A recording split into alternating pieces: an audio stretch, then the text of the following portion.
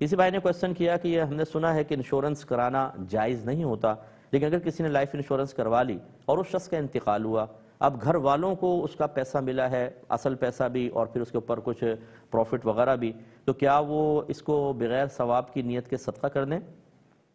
دیکھیں اچھی طریقے سے یاد رکھیے کہ ورثاء کو جب مورث کا مال ملتا ہے، مرنے والے کو مورث کہتے ہیں، وہ چاہے حلال ہو حرام کسی طرح اس نے کمایا ہو، وارث پر واجب نہیں ہوتا کہ وہ اس کو صدقہ کرے، وہ اس کے لیے طیب اور حلال ہے۔ ہاں یہ ضرور لکھا ہے کہ اگر خالصتاً پتہ ہے کہ یہ اس اکاؤنٹ میں والد صاحب نے حرام پیسہ ڈالا تھا، نہ لینا بہتر ہے، پھر وہ اس کو بغیر ثواب کی نیت کے صدقہ کر دیں۔ اس میں معاملے میں یہ ہے کہ جو اصل والد صاحب پیسہ جمع کراتے رہے تھے، انسٹالمنٹ وغیرہ کس نے جمع کرائی تھیں، وہ تو طیب اور حلال ہے، وہ تو ان کا اپنا پیسہ تھا، وہ لے لیں، اور جو اس کا پروفٹ وغیرہ بن کر آیا ہے اگر چاہیں تو بغیر ثواب کی نیت کے اس کو صدقہ کر دیں، یہ افضل اور اولیٰ ہے، اور اگر رکھتا ہے کوئی تو بہرحال وہ گناہگار نہیں ہوگا، وبال میت کے اوپر ہوگا۔ یہ کہتے ہیں کسی کی حادثے میں ٹانگیں کٹ گئیں، تو اب ان ٹانگوں کا